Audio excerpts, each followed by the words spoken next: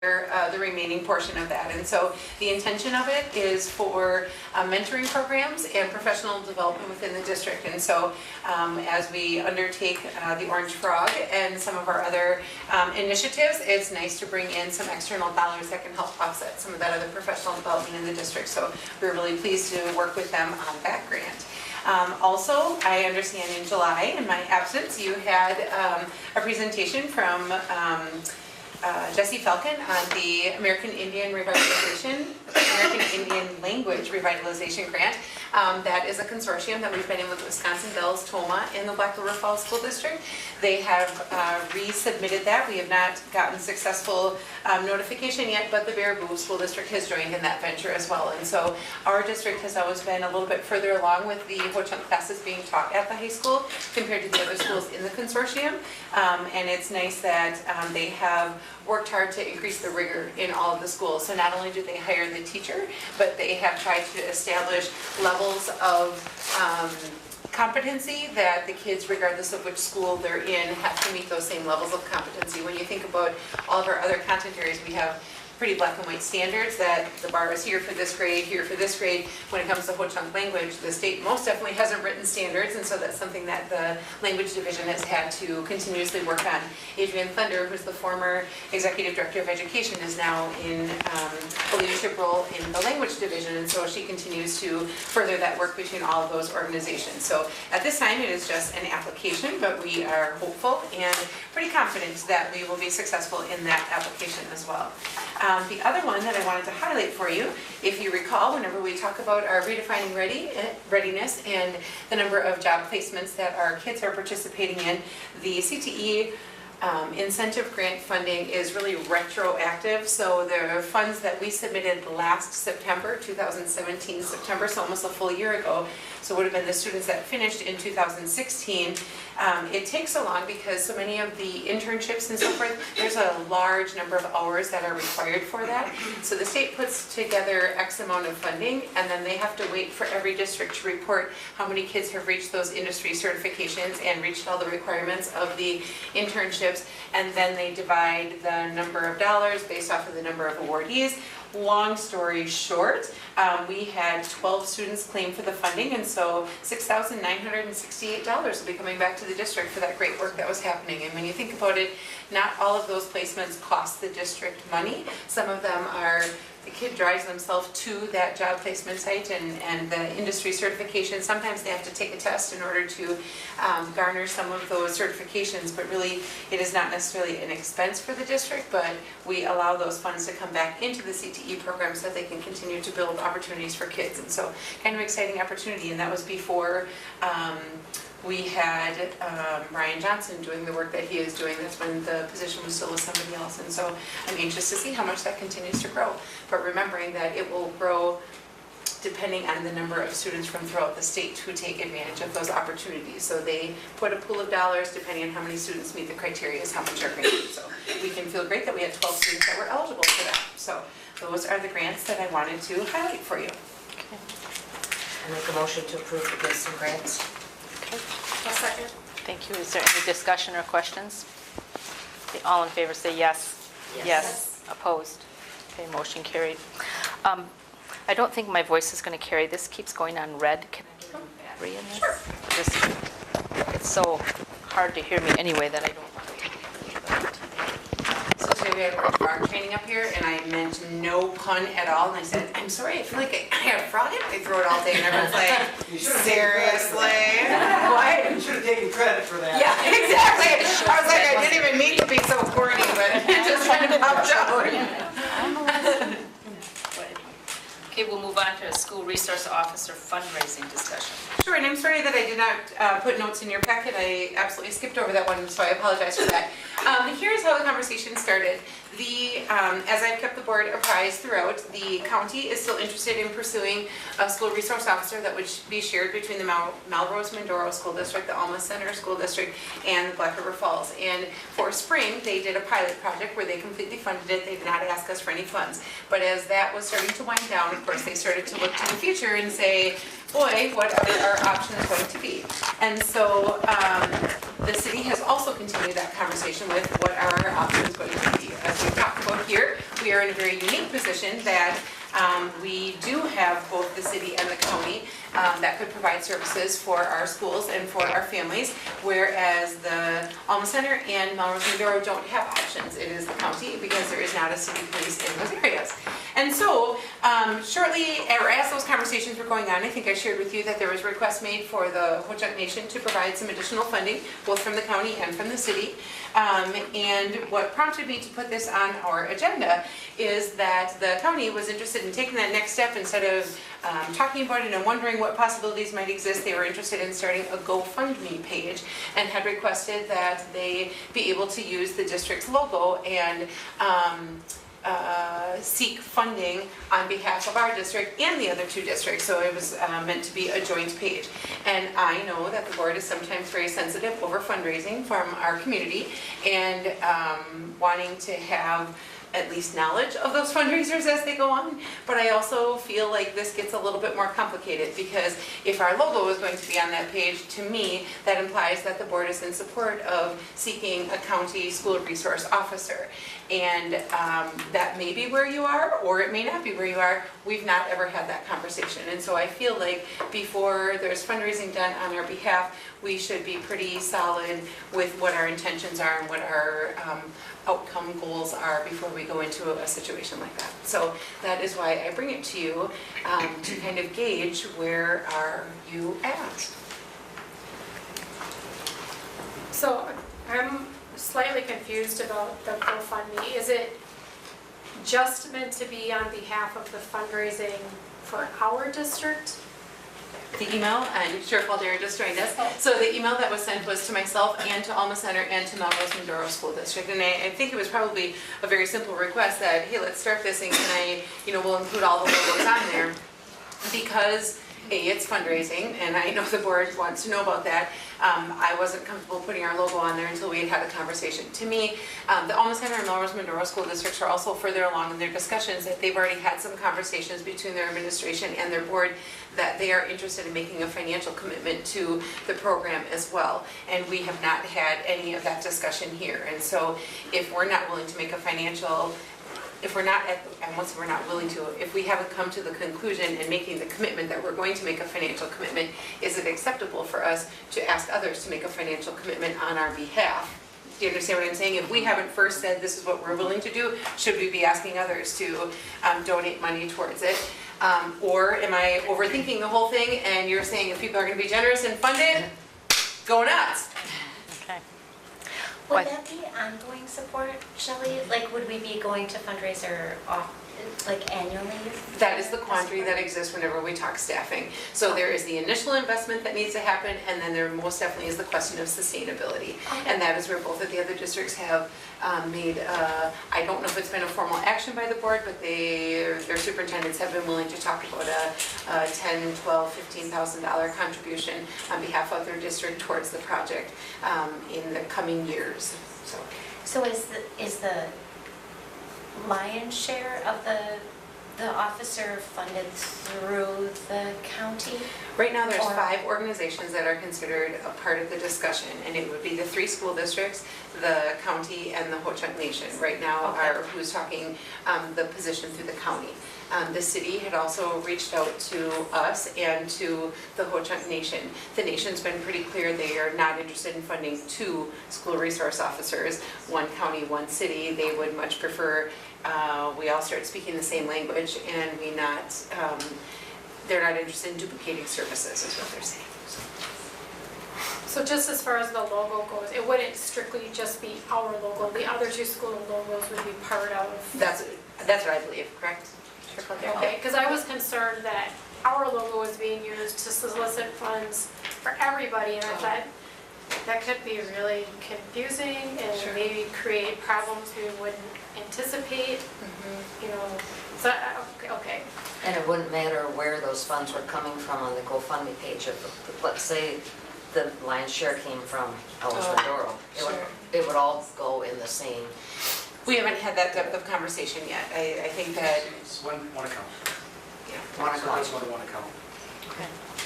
I think our board has been really clear in support of the school resource officer positions especially trying out with Kyle coming forth, and our absolute focus is on a safe environment for learning. And so I appreciate everyone in the community being concerned about it as well. I just wish we had a full board here tonight to, especially Scott, because I think with his background too, he would have a lot to offer on that.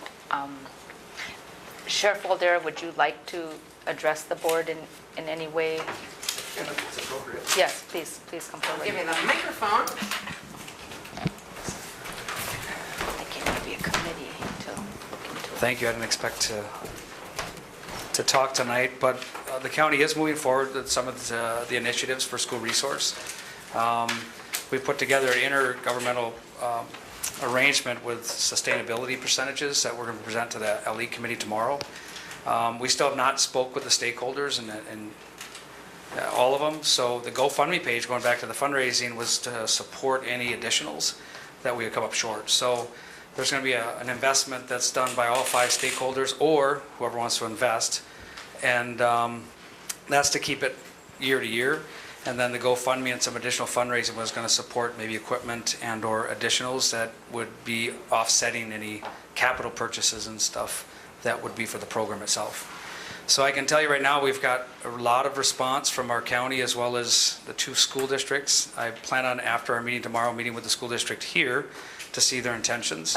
It looks like we're going to be moving forward. So I'm not trying to be overconfident, but I'm putting together job descriptions, union language, and also a resolution, probably not this month, but next month in regards to the initiative. And I think we're going to move forward with it, so. Any questions? Has the city police department been part of this as well? We've kept this solely for the county's initiative. I've talked to Brad in regards to their thoughts. I've not directly spoke with the chief, and I've put out messages, but nothing that we worked on together on this issue, because the county does need to move forward on this. I don't know if you heard, but the social services received their grant for their social worker, for countywide social worker for the school districts. I don't know if you guys got that message or not, just recently. So it works well with our mission and goal to team these individuals up. So that's why we're working on our side so drastically quick, so that the deputy and the social worker would work jointly together on these child in need of protection and or issues that are happening in the school. So our plan is to work with the city. I talked to Brad briefly about the funding, and they're not ready to fund a position at this point. I don't know what their funding sources are looking at. So the next step would also be talking to Brad Chown and the city chief, Bakken, to see what their intentions are.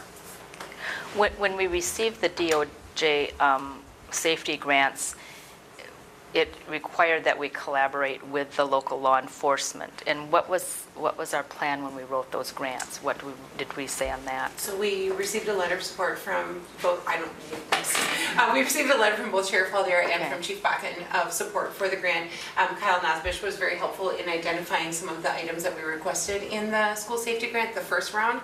Again, the first round was extremely prescriptive over what those dollars could be spent on, and we were successful.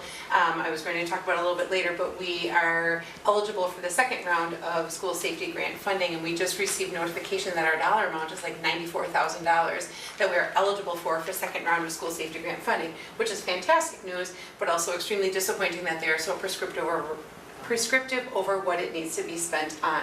It would be fantastic if they said, here's $94,000 allocated as you see fit to support school safety, then we could look at staffing positions and feel like we had a solid plan. That is not the case. It is not for staffing in any way, shape, or form. So it is for training and that kind of stuff, but not for that type of thing. So how much money are you hoping to get from the 5 stakeholders total?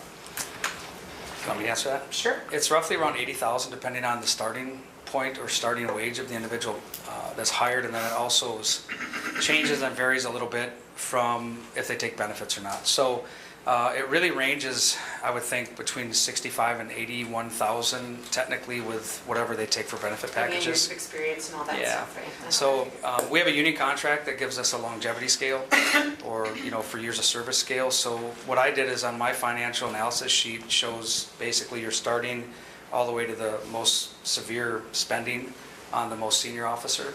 And when I present that tomorrow, they'll see kind of what their maximum spending will be, and then also minimum, but not really true because you don't know if they're going to take health care. So it really depends on some of that. Cross our fingers that our spending is not to the max, and then when we put this formula together, and basically ours is based on a percentage of use. So we're trying to look at the stakeholders, but the county's going to take a higher percentage of use because of the summer months that we'd be using that officer. So ultimately, I think we need to decide if we want to be part of this, how much our portion, how much we would contribute to that. I don't feel like we should approve the GoFundMe thing until we've decided on that other question. Because otherwise, it feels like, kind of like you were saying before, like you're approving, you're asking for money before we've made our own first commitment, and I feel like we need to do that step before we go to the next step. Is that something we can do tonight, approve the position? I would throw in that I would appreciate, and Sheriff Walter and I have had this conversation very openly several times. We are in a very unique position that the city would also like to partner with the district for this, and the county would like to partner with the district. And so I don't feel like it's as simple as saying tonight as a board, unless you want to say, we want to support a school resource officer, Shelley, Godspeed, go figure out who we're going to partner with and what it's going to mean for our students. Or if you are saying, perhaps there's other members of the board that would like to sit down and talk with the county and get that full proposal, and would like to talk to the city and get that proposal, because it is more complicated for us than it is for our neighbors. And again, I go back to my first statement, it's a great problem to have that we have two agencies that are so vested in the safety of our students. Absolutely. But it does make matters like this just a little bit more complicated. Yeah, and I'm not looking for any position decisions. I think that'd be a later discussion. If we do come up with some sort of a point for the board to vote on, and that would be more of a fiscal issue where you're going to try to invest monies into the program. But we're well off of that. Right now, we're so early in the county stages that I still have many, many meetings to go in front of and have similar discussions like we are right now. Yeah. So the GoFundMe page, just to let you know, is an initiative started by a parent out of the Melrose Medora area, and they wanted to initiate it. And to make it easier, they want to know if we had the bank account that they could just send it directly to. That might take its own direction and initiative without our knowledge, and it might take its course as well. So there's some parents in the two Lincoln and Melrose that want to move forward on some GoFundMe activities.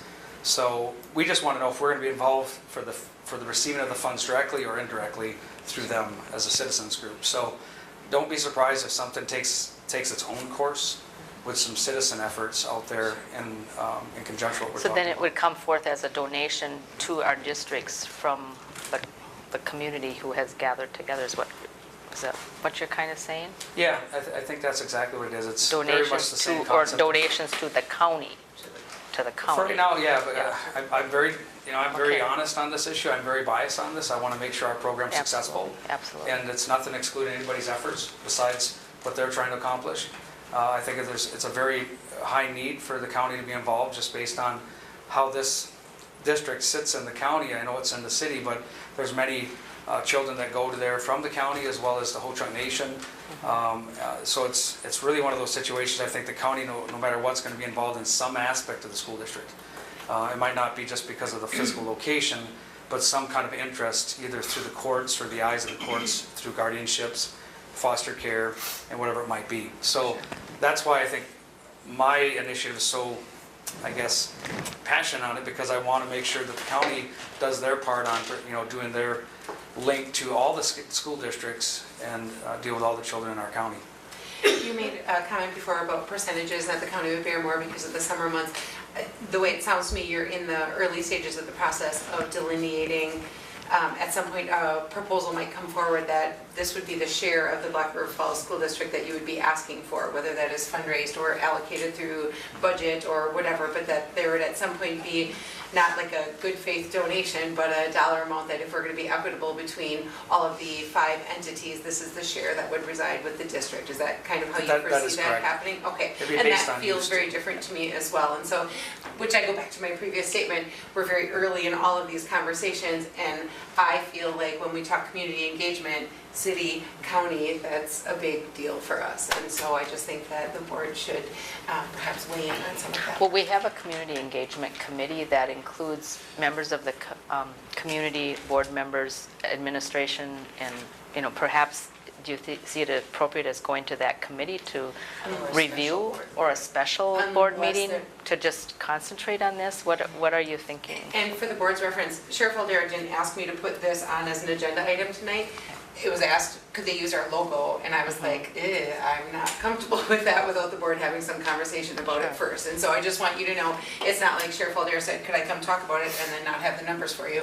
I put it here because of that other request, so. I kind of feel like before we approve our logo being used, we need to know, and not that it matters, but we need to know ahead of time where the money's going, Right. so it doesn't get messy and somehow create problems later that we just don't anticipate. I mean, you know, if we present it as the money's coming to us and then it goes to the county, we could get a lot of kickback, you know, just irate people Sure. because Sure. maybe they would see us as not being honest about it or something.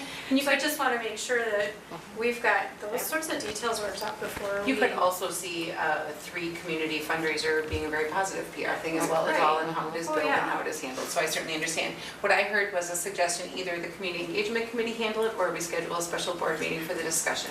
What is the pleasure of the board? I think it's important that all board members weigh in on it myself. So a special board meeting probably. And then I'd like to also ask, is Chief Lemieux from Ho-Chunk Nation, has he been involved in this conversation as well? He has not been involved in the conversation, but he knows that we're working on a resource officer. Okay, okay. So. And he's in support of the Ho-Chunk supporting, Ho-Chunk Police Department supporting? I do not have that information for you, Okay. but I He's can been definitely involved find with out. Chief Bakken. When I've met Okay. with Chief Bakken and the nation representatives, Chief Lemieux has been there. Yeah. So would it be a possibility to have a meeting, a special meeting with board members and then invite all of the 3 of stakeholders? That would, That okay, certainly makes more okay. sense to me, so it's not I, filtered through me. I think that would be a great thing, and we can work on a date that works for everybody then. Does that sound? And that's fine. You'll see that tomorrow we'll have published items for viewing of what we've initiated. Okay. So you'll see our intergovernmental agreements that Okay. we've drafted and some of the things that we're moving forward on our strategies on this issue. And this is, you're addressing the law enforcement? Just the committee, yeah. Okay, It's okay. really early Okay, on that. We're not okay. doing a resolution for position or anything. It's just to engage now with our stakeholders and to get their interest in it. You know, I think we have monies that we're setting aside this year. We didn't hire a person back in the anticipation that funding might be needed. Okay. And it's not a deputy position, it's actually a different position that we're restructuring, I guess. Okay. So we just got to see how we're going to allocate some of those salaries and funds that are this year and then into next year, so. Well, I just appreciate you coming here tonight to, you know, to verify some of the things too, and your continued support of safe learning environments is just so very important to our whole community, and thank you for your response that way. And I'll tell you right now, if we can create a team of safety initiatives through whatever agencies, I think it's no matter what positive, so. Yeah, Absolutely. maybe However we a move community forward. school safety committee. I mean, who knows what, I mean, I think we as a community need to decide what is best for us. Yes. And it's not going to be the same in Melrose or Onalaska or something. It's our Jackson County, Black River Falls district here, so. I thank you. agree. Thank you. Thank you for your time. Thank you. I didn't Yes. anticipate. No, thank you for coming. So you had a little song you were going to wrap it up with? or- So we need, so do we need to do a motion to just say we're just not acting on it? We're going to do a special board meeting before we act? So You we're would take a we're tabling a decision then You're until a directing me to special meeting. Schedule a special board meeting. Okay, okay. I make a motion to table the decision for now and schedule a special board meeting to discuss our options. Second that. Thank you. All in favor say yes? Yes, opposed? Okay, motion carried. And we'll get together on a date and time, so. We've been really good at that lately. Yeah, I know, everyone's, I know. It was my sarcasm I using know, there. I I know. apologize. It's partly my fault too. All right. Okay, we'll move on to employment recommendations, and we have a few changes since our notes We do. that we got. So since this has come out, we also need to add Carl Wallen, high school English teacher, who is also resigned from the district. And so that gets added to the resignations on top. There are, while you look at this, it might feel like, oh my goodness, there's so many last minute hires. I will tell you, there is still overall movement for the summer is down so much from our recent years. It's unfortunate that so many of them are last minute, but it just is the way the dominoes have fallen, and so we can't really help that. So we need to add Carl Wallen to that, and then I want to have a conversation about another position, but first I should introduce our two new administrators who are here tonight, because I should have done that first. So with us this morning we have Melanie Floyd, evening, Melanie Floyd, who is joining us at Forest Street Early Learning Center as the principal. I don't know if you want to stand up and say anything to the crowd, or smile and wave, whatever makes you happy. Tell them where you're from, your most recent experience would be great. Sure. I came from Green Bay was my last position. I was the admin intern, so I served like the assistant principal during the day, and then I was the site director of after-school programming there. And she's originally from this area, and so it's a little bit of a coming home for Melanie as well. Okay, So sure is. we're glad to have her. Very glad to have Welcome, her. welcome. And then we have Jimmy Zawacki, who is our new assistant principal at Red Creek Elementary School. So if you would give them a little info about yourself. Well, first off, thanks for the approval. Did you know you did that last month? Yeah. I'm coming from Osgood Fairchild, where I've taught the last 4 years, and that's also where I graduated from, so that was home. So it's been basically the same commute here, so it's been really nice to be here and welcomed by the staff, so thank you. Okay, welcome. Last week we spent 2 days doing an administrative retreat, and we just had an awful lot of great learning together with the whole admin team, and so it was really nice to get to know those new people and bring them on board and learn from them right off of the bat. So we're very appreciative to have them. So before we take action on this, there's another conversation that I'd like to have with you guys. Well, I didn't introduce Laura because everyone knows her, sorry. But I see we're looking at Laura. Yeah, Laura's still here. No, I'm kidding. We would also like to formally, oh, I'm sorry. He was Chris was here last month though. Yeah, I knew that. Yeah. Sorry about that. No one else was at the July meeting, but Chris was here. Yes, he was. Yes, he was. That's good. I was on the beach in Mexico. Good for you for being here. And then congratulations to Laura on her promotion as well to Red Creek. So back to the other conversation. So we have talked for many moons about the support at the middle school for student behaviors. And at the board level, we've had a lot of conversation about school counselors and the role that they serve in positive learning environments, be it because of their counseling toolbox, be it because of the flexibility of schedule that they have to be able to swoop in and be helpful when something arises that needs to be handled. And quite honestly, because we've just had some fantastic counselors in our organization, that it makes those people invaluable. When we look at the middle school and their continuous improvement plan for this coming year, it is almost completely focused on student behaviors. And so we had some conversation very late. Roberta Casca resigned like end of last week, and we had already had all of our administrative retreats, so we did a little electronic decision-making process with the admin team, and here's what I shared with them. When we hire a counselor, invariably at the middle school, when there's 3 grade levels, 1 administrator who must also do all of the teacher evaluation and all of that instructional leadership kind of stuff, plus all the parent communication, student behaviors, all of that stuff, the counselors invariably find themselves in a role where they have to help with student discipline.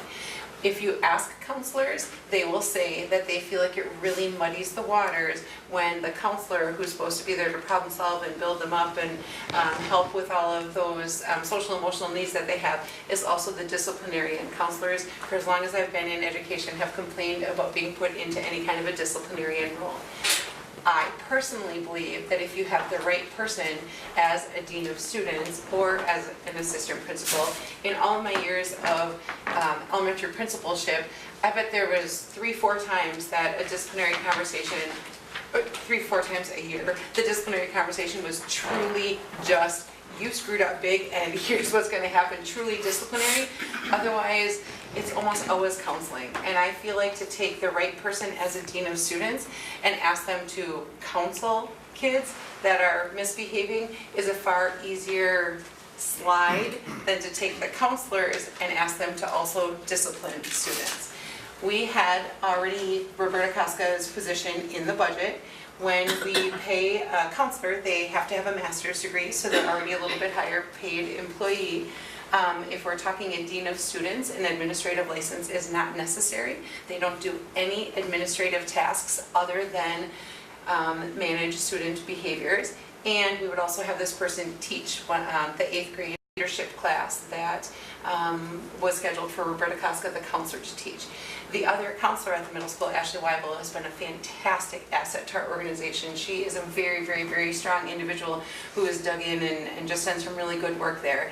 I called and talked to her about this idea as well. What if we hired a dean of students that would be a pretty much financial neutral for the budget, that could provide some clarity in roles, that if it was a pure counseling issue, it would go to Ashley. If it was any type of a discipline, it would go to that other person. We know that deans of students don't usually hang around very long because they typically have aspirations for something different for administrative roles.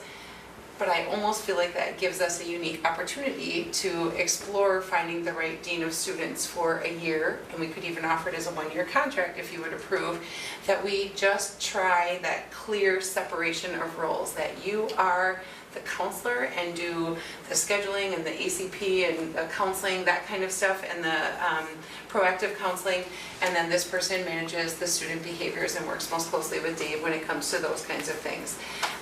Last year when we did the continuous improvement planning with the middle school, they asked for help for Dave. Dave doesn't usually advocate on his own behalf very much, but the teacher said, there's too many irons in the fire. He's gone for an admin meeting and the counselor's in charge, or he's gone, to a conference and the counselors are in charge and they don't want to do discipline. So a student acts out, the counselor won't suspend them, they wait for Dave to get back, and it just, the lack of clarity in roles. And so, do I think that we always need a full-time counselor at the middle, or full-time dean of students at the middle school?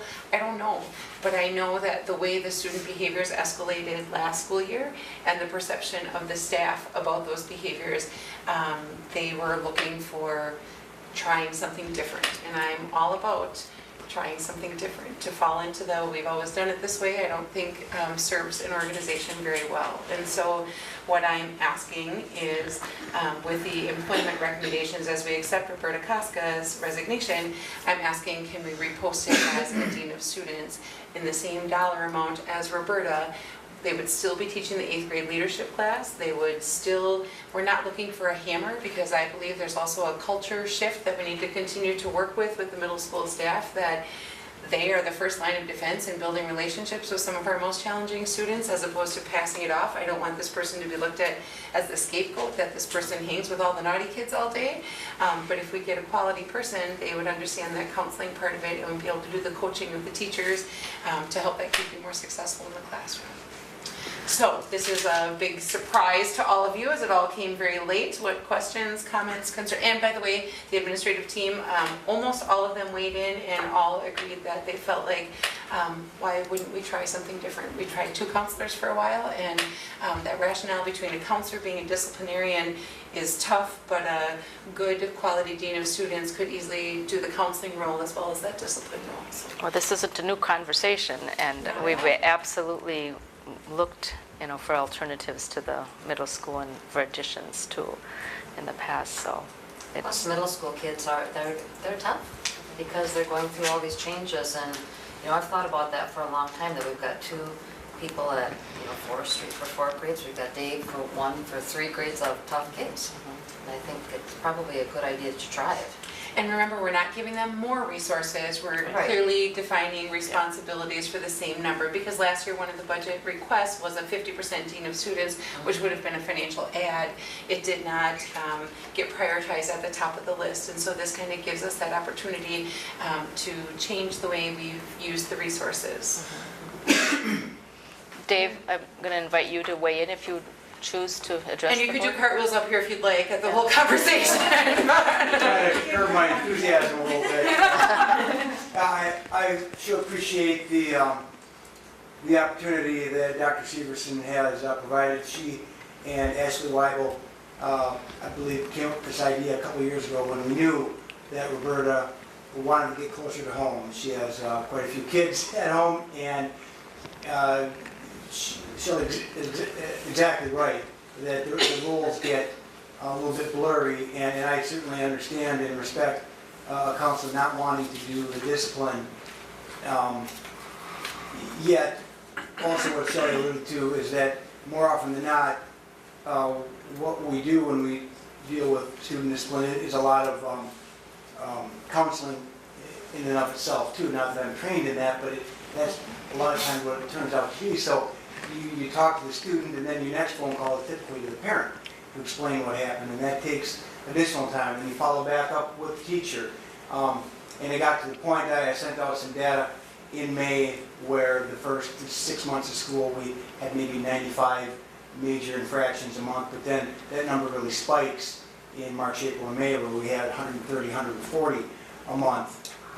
So it got to be where I felt that not only were staff feeling that they were not supported, because each teacher thinks, you know, when I submit my major, they don't know that they're coming in from all the other grade levels and from the Encore, the special teachers too. And it gets to be a lot, and you want to address each and everything thoroughly and effectively without just rubber stamping and saying, here's your retention and roll out.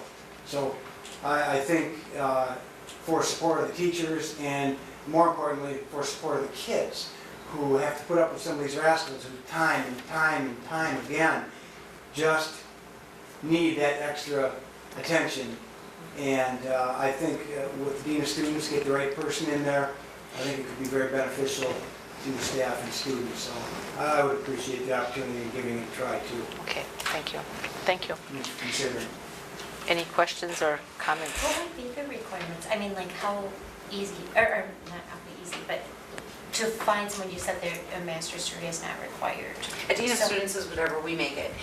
Where the state law gets involved is if they are doing any type of staff evaluations, and we would be very Oh, I clear.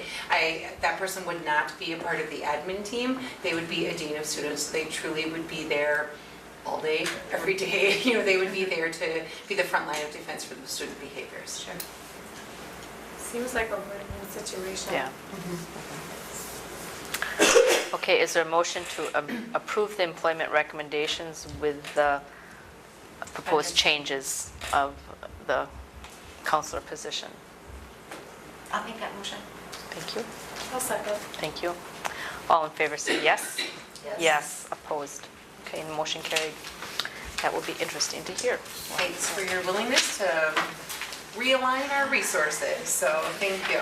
Are you texting your team now? And by the way, now you know to do By the way, we had Orange Frog training with just middle school staff today, 24 staff members, and we did not say a single word to any of them about the even possibility, because today was about something entirely different, and so I think that is going to add an extra boost to their enthusiasm after they hear that, so. I did get some texts today regarding that. I haven't, so this is awesome. The what? The orange frog. Oh, really? Very good, I'm glad. Okay, we'll move on to student success, and we have the at-risk plan. Tammy?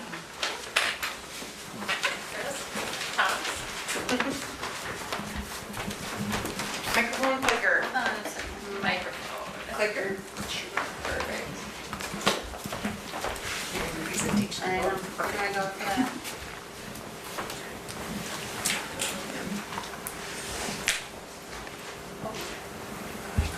I just ended the show.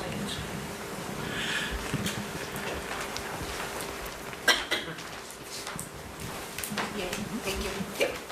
All right, we are 3 members of the at-risk alternate education committee, made up of approximately 9 members. We meet monthly. Each year during the month of July or August, we update our at-risk plan. Not a lot has changed in the at-risk plan, so I'm not going to read through the entire plan. So if, oh, we have the clicker, never mind. I'm looking at Jill, we have the clicker. You can click. We start out by going through the definition. That has not changed, so the definition is exactly the same. If you could click on the at-risk plan at this point. We have it as a separate attachment. Yep. So. Yeah, it might be, can you go back to the? Yep.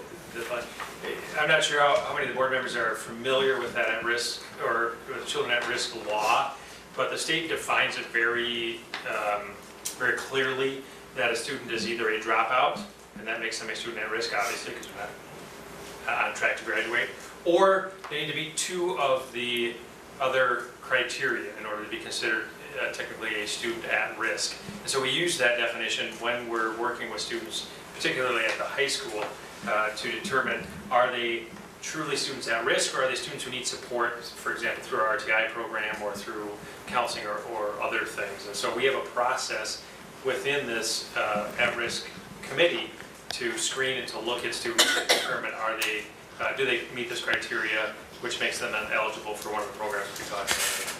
There is a whole application process, and each month through that application process, when a student applies, we go through to see if they've met the criteria to be a student at risk. And so sometimes we've got students who actually want to qualify for some of these programs that we have, and so we look through and make sure that they do qualify for those programs. So if you could click on the at-risk plan at this point, it's a link. It was in the board folder as a PDF as well, which might work better. We were having some funky issues with your links. It's all good. Sorry about that. No, when we take it from Google to PowerPoint, we sometimes get messy, so it was in the board packet as a PDF. And again, in our at-risk plan, and if we can't get there, that's okay. 8.1 at-risk plan. In the at-risk plan, we go through the different criteria again, just what you saw on that first slide. We go through the criteria again, defining exactly what is the student at risk, what they need to meet those qualifications. So we start right there with exactly the state criteria. If you can keep scrolling. We also have our school board requirements. So exactly what this school board has approved is right there in the plan as well. If you could keep going. And then what we do is we describe each of our programs. The Phoenix program is one of our programs. We go through and we define each of our programs. And each program is clearly defined, and then at the very end, we talk about, thank you. Just want to go to the end? Yep, the resources and different things. So we not only talk about the programs that we have, but we talk about the community resources that are out there and available. The Head Start program, the Burst to 3 program, Jackson County programming. So we go through all of not only the in-school programs or the district programs, but the county programs as well.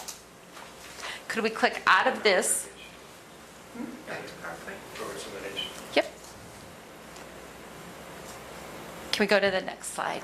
Can we go into the alternate ed packet at this one? Sorry, I think I have like 4 links in here. This is next time I will not do the links. I'll find a better way. No, that's all right. They're all in the board packet separately. 8.1.2 Yep, I'm struggling to get out. PowerPoint and then Yeah. back to, The description packet. Yep. This is the packet that when a student wants to apply to get into one of our programs, this is the packet that they need to fill out. And this is specifically for the Phoenix and the Renaissance program. And it outlines what are those qualifications that they need to get in. I'm going to have Tom and Chris talk a little bit about their work experience or volunteer work that they need to have in addition to meeting the other requirements.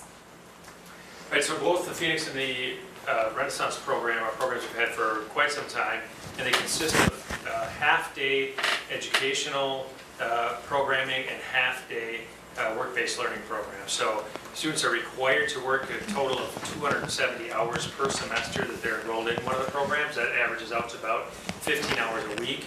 And so the other 15 hours plus a week is in the classroom. The difference between the two is that the Phoenix program is what's called a competency-based program, where students work on computer curriculum as well as AGS or adjusted curriculum in books and packets to show competency in the 4 core areas as well as the other areas that are required for graduation, personal finance and health. The Renaissance program, on the other hand, is what's called the GED Option 1 program, and it's based on the GED tests. In addition to that is the work and the portfolio that is specific to our Renaissance program. And that portfolio includes resumes, cover letters, interview, thank you letters, mock interviews, English essays, poetry, essays about themselves, about their family, about their situation. And that's all put together in a portfolio that's then reviewed by a member of the LTED committee at the end of their program before they are given the green light for graduation. And so a combination of those three things, the portfolio, the work, and the HSED tests are required to graduate from the Renaissance program. Now, the students, we have some students who aren't able to find a job, so we also allow them to do volunteer work. So looking at different community agencies, they can secure a volunteer placement. They also can work over the summer and bank some hours so that they can carry over into the school year. So we try to work with them on different options, but we keep track of that throughout the year, making sure that they're meeting that hour requirement. If we could back out of this, Jill, and go to the next slide. And there's another one, the next one should be on data. What's wrong with it? You're gonna have to go back. But she's really just gonna take you to a Yeah, link, so she right here. didn't mean to make you do that. This next slide is our historical data, and it shows the number of students that we've had in the program for approximately the last 5 years. Somebody has open for editing. Is it me? Sorry, it's open. No, just hold on. Closed it.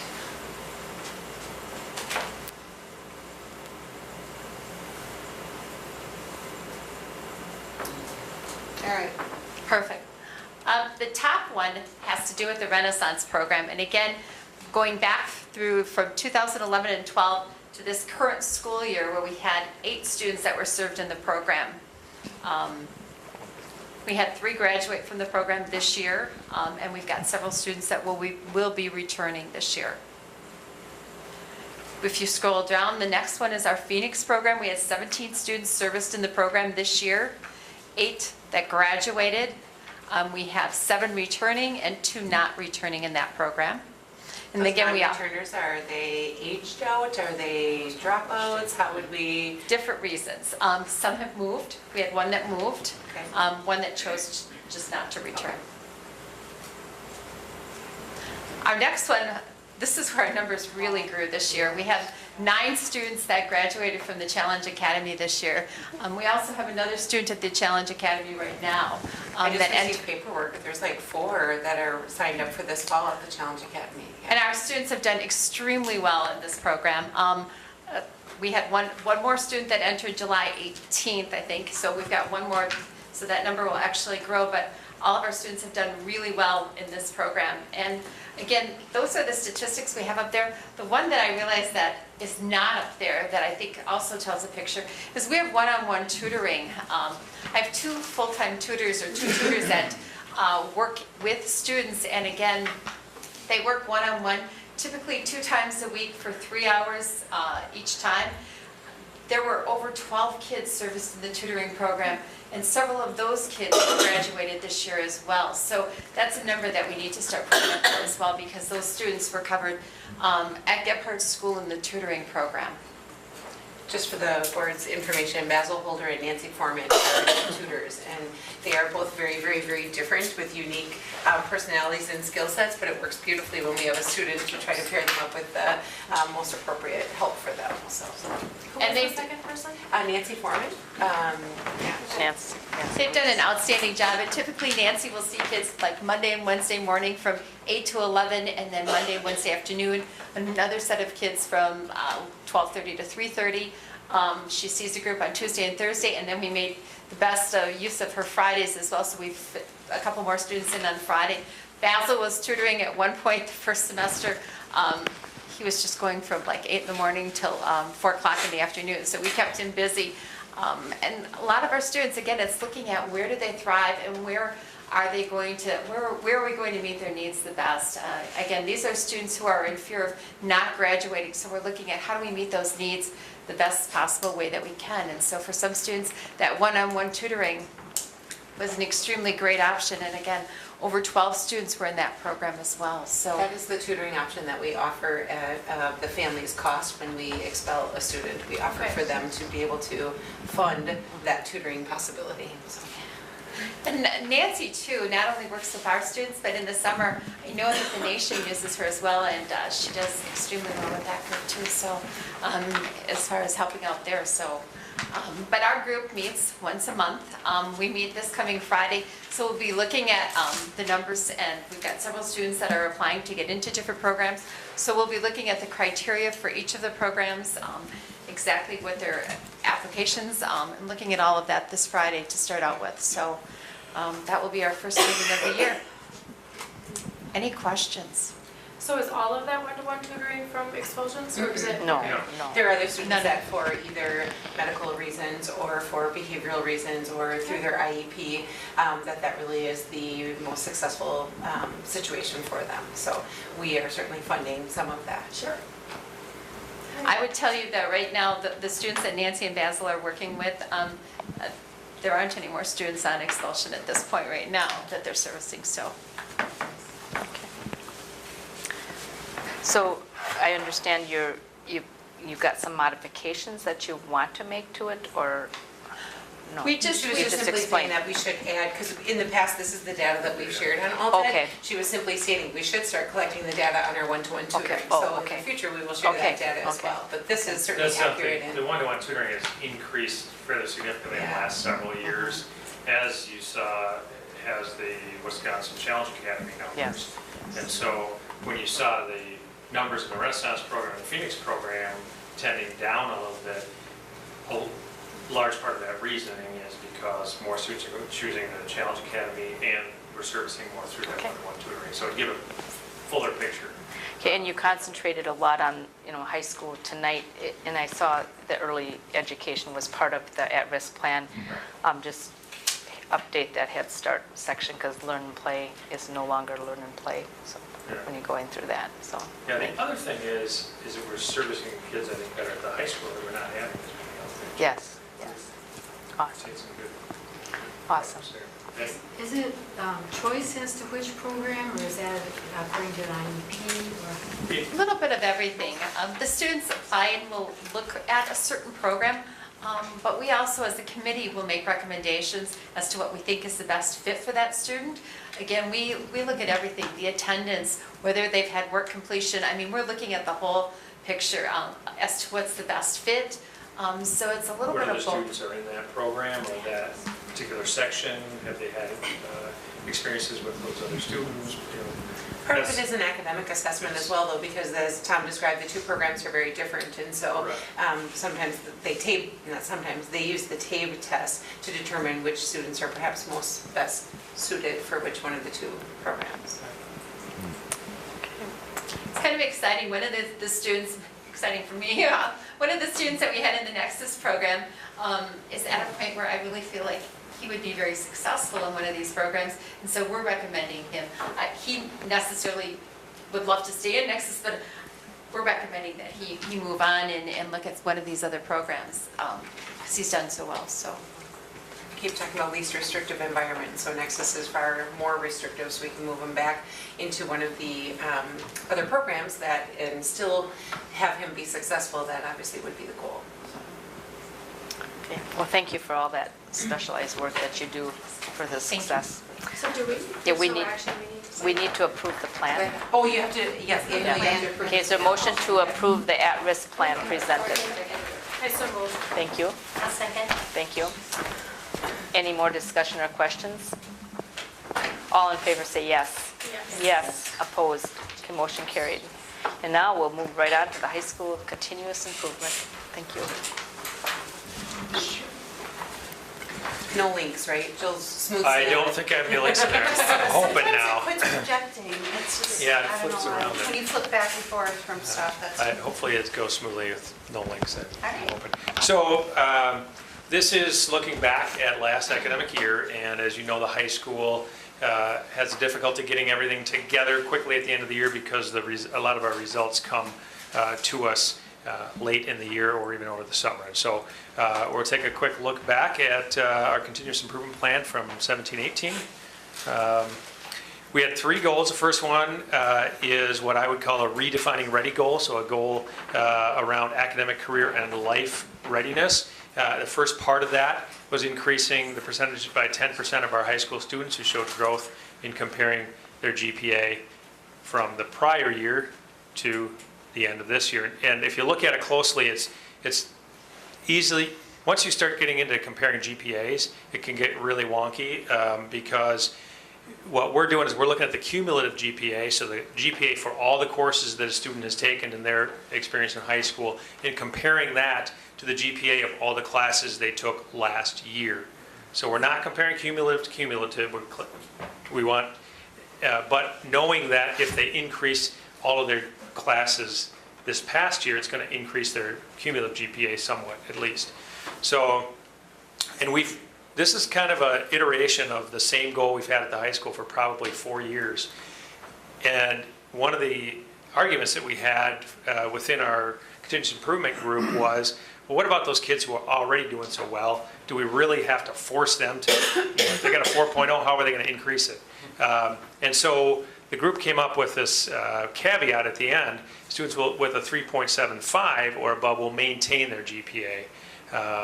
And then the third part of the goal is to have the total A's and B's earned by all of our students to increase. Okay? We didn't put a number on that. We just wanted an increase. All right, so next. So you're saying all those kids at 4.0 are no longer going to weigh it down towards the progress of your goal, right? Right. Well, we're hoping some other kids get A's and B's too. Even one would be great. That's right. So these charts show the GPA for the 3.75 students. So if you look at the big chart up on the upper left, we had 53 students that had a 3.75 at the end of the 2017 school year. 36 of them increased their GPA, so 68% actually increased from a 3.75, which I thought was very good.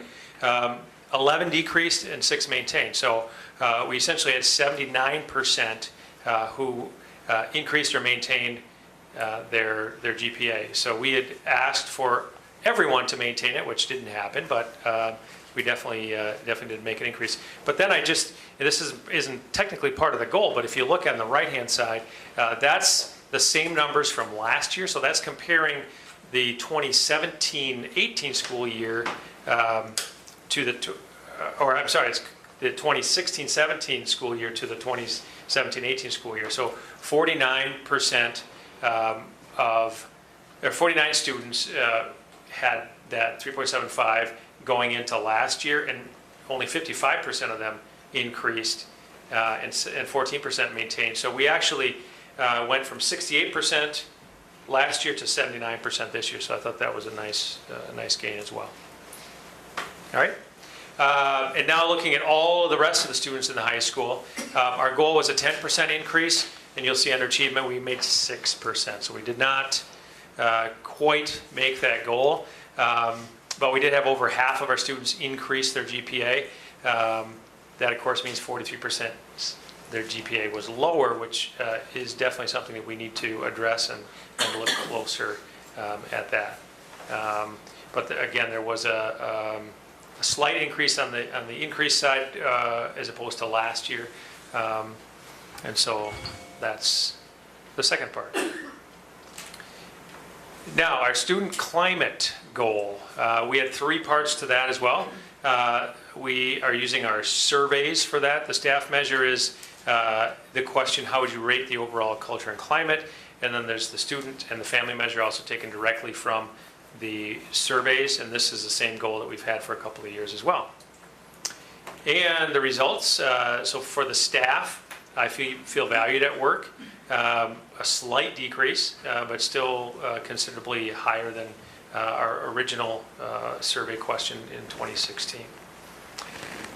And compared to a year ago, how satisfied are you with your job? We have an increase there.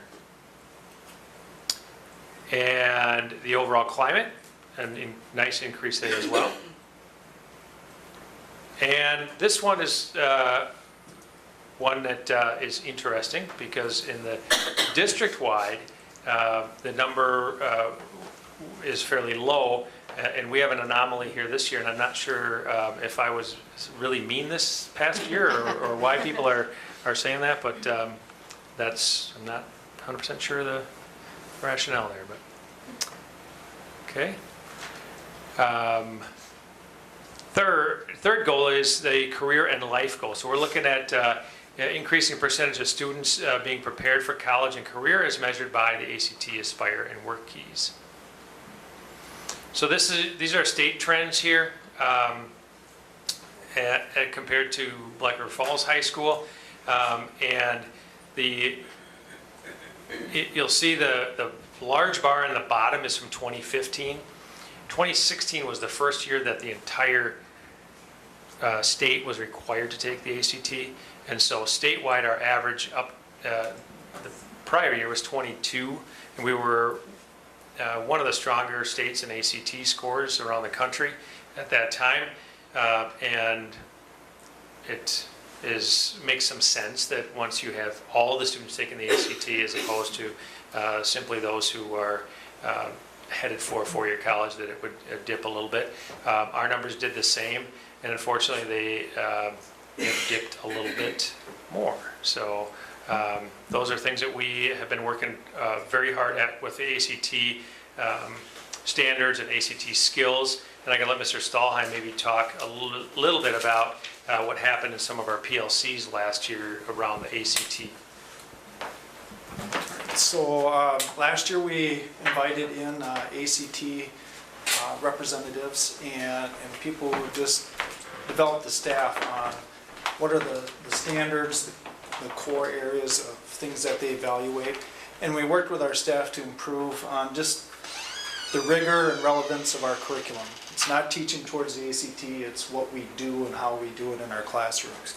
The PLCs then were allowed to discuss their data, and we did that every Friday. And different groups approach it in different ways. So the science team last year, for example, we looked at the 3 different standard areas for the ACT, and we focused on data interpretation. And so the group developed an assessment that could go across all the different courses, and then we were able to compare that data for a student who was in AP Bio all the way to a freshman who's in biology. And so just making those connections with staff. Other groups were working on curriculum and how they can improve just how they teach and the approach to help with this. So those are things that they've been working on. One of the things the science department did with that professional development and with the learning and the data that they had that impressed me was they were able to identify students that had similar struggles with certain skills. And they actually then would actively assign those students to one of the science teachers for a series of focus periods where they would work with them on those specific skills. And that's something that we hadn't seen done before, to really target those kids with the specific skills and not just looking at getting their homework done or turning in assignments and things, but actually looking at improving their skills. So we'll go on to the next one. These are our Aspire data, and this is there's a lot of information on this chart, but I'll just direct you up to the upper right-hand corner where it says composite score of 423, and underneath there is a predicted ACT composite score. So these are the class of 2021. So they're going to be taking the they're going to be taking the ACT not this year but next year. And so their projected score is an 18.6 at this point as freshmen.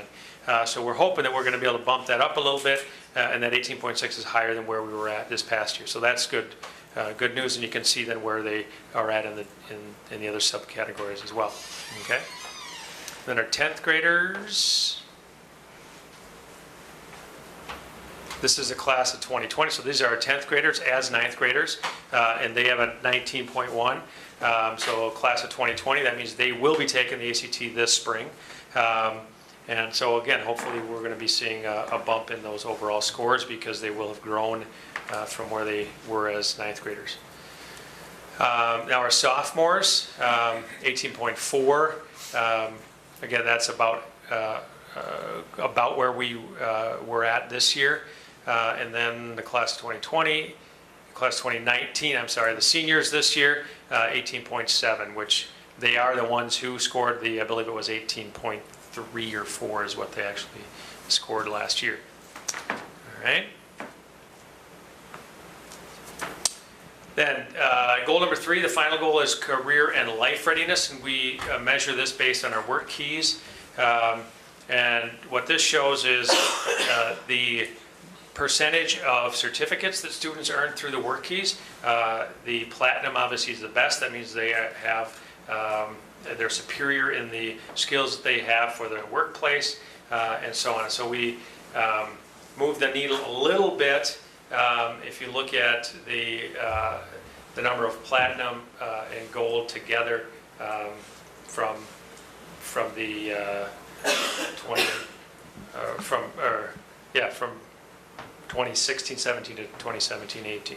All right. Now, lunch and learn. This is not necessarily last year's continuous improvement plan, but based on a lot of the things that we saw last year and discussed as a continuous improvement plan, this is one step that we're taking this year to increase our interventions with students. So let Mr. Stelheim talk about that. That's actually on the agenda later, should we cover it there? You are welcome to stay up there while you're there, you're on a roll. I did have that separate presentation, did you embed that into this one as well? This is the lunch and learn That's the same presentation we'd like to go. Okay. Perfect, so carry on. All right, so new to the position, so I apologize if we've had some discussion already on lunch and learn. But I wanted to talk about some of the why and what started this conversation. Last year we brought in Dr. Reddick for talking about scheduling in all the different buildings. And we weren't looking for a real big change at the high school, but he was just a great resource to talk about things. And one of the things that we got excited about was this whole lunch and learn idea. What our data told us at the high school is we need more targeted interventions, not just on success in the classroom, but the skills that they need. And we looked at our time of the focus period, and it's at the end of the day, and it's about 20, 25 minutes. And when the kids get up for that one last time and then they move to a focus area, you know, we've had a lot of teachers talk about that engagement. Just the students have difficulty finishing off the day that way. Attendance becomes an issue too. 15, 20 minutes, they're willing to skip a little bit more often, that kind of stuff. And then also when you look at our structure, we focus a lot on the interventions, but not so much on the enrichment part. So how can we improve our schedule and look at that? So that's lunch and learn is kind of our choice for that. Okay, so we're looking at having some organized interventions. As I mentioned before, targeting in a 3-week cycle now. Teachers will have one day where they're asked to, or a couple of days, I'm sorry, where they're asked to do the intervention part. And more of a department kind of philosophy to it. So it doesn't have to be just the chemistry teacher, just the biology teacher. It can be anybody from the department. So pulling our resources a little bit more effectively. Enrichment opportunities. Each teacher is expected to provide an opportunity that's enrichment, from clubs to different experiments, activities, whatever. I apologize for the science background. That's where I was working at it. But you know, so they've been looking at that in their PLCs. A more efficient structure for club meetings. Some meetings, 20 minutes is perfect. When you have students set it, there's some times where you need more time than that. So having a flexible structure where the students can bring their lunch down and meet for an hour for their club, that was something that was needed. Lastly, this year we're excited about freshman orientation, and we actually have structured lunch and learn activities for our freshmen to provide them support and just kind of welcome them to the high school, and here's the way of life and what can we do to succeed. So we're taking a more assertive effort with that. The common areas, so this year, rather than just have the aides supervise lunch duty and things like that, it'll be regular general ed staff as well. So we're all sharing in the supervision duty, and that should help with, you know, our high areas like just respect and stuff in the cafeteria, you know, things like that. Longer period time of work, so we're going from 20 minutes to a solid 30 and more if they choose. And we're also looking at free choice for students with privilege. It's only seniors that are allowed privilege where they can leave the grounds. After that, then we're, you know, a student with good academic grades and stuff like that can have that hour to decide how they're going to use their time in the building and just kind of maybe get more relaxed with the educational environment. Okay, as I mentioned, the staff expectations, you can think of lunch and learn as 2 30-minute class periods back to back. So one of those class periods would be this teacher's lunchtime, duty-free lunch, and then the other time would be whatever rotation they're going to have. So they're expected to have an enrichment, a couple of office hours where they're open and available, and then a targeted intervention time. All right, and we wanted to do a weekly rotation on that, so every Monday, so-and-so has their enrichment, other teachers have interventions, so we're trying to balance the schedule that way a little bit. Because sometimes you notice when you're working with interventions, everybody wants the same kids at the same time. So we're trying to balance that out. Okay, we're adding lunch and learn detention this year. We really didn't have an efficient system with tardies and unexcused absences with students. So this is going to allow us the environment where it's inside the school day, and we're going to work on shoring up our interventions with attendance issues. Okay. Again, I mentioned the common areas.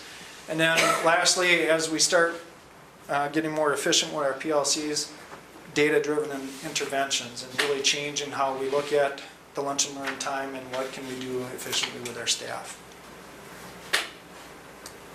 Any questions about lunch and learn for me? I loved all the enrichment opportunities that were there. I thought it'd be fun to come and take yoga. Did you guys look at those? Yeah. That's great. I thought you were teaching it. What do you think you're implementing? Yes, speakers, we can make that up. Send the link to sign up. The staff had some great conversation about some of those clubs, though, that how can you tap into, how do your kids get to know you on a personal level? What are your areas of interest that you enjoy? And I mean, these are young adults, so they will get to see the staff in a whole different light. And yeah, there were some really great conversations about it. Brilliant. Really nice. Thank you. Thank you. Actually, Stephanie is right behind you, and she's up next. I forgot my papers. Okay, she doesn't want to touch it yet. Never mind. Move on to academics. I feel your pain. Academic standards now. Right. Sorry about that. Okay, so the academic standards, our annual approval of those were in your packet.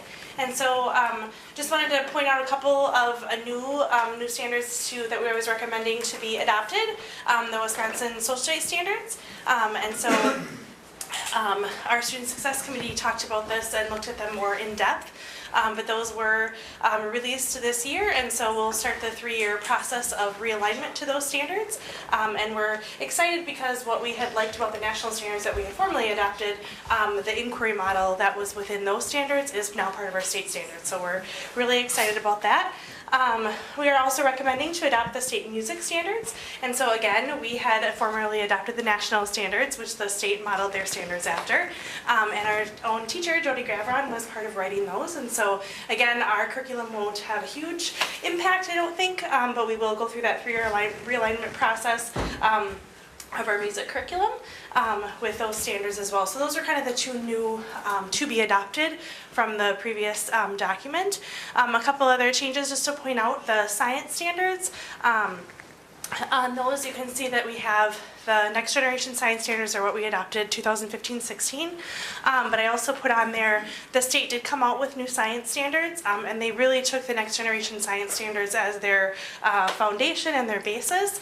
And I'm not recommending that we formally adopt them now because it is an accountability measure, and so they are going to be revamping the assessment, but they haven't given us a lot of details as to what that looks like. And so once we adopt the standards, we go through a 3-year realignment process, and then they're kind of our responsibility. And not knowing what that assessment's going to look like, I'd like to give our teachers a little bit of time, because we spend a ton of time aligning to the next generation science standards, and since they're so very similar, that would be my recommendation at this time. And of course, if you have other thoughts, we can certainly talk about that.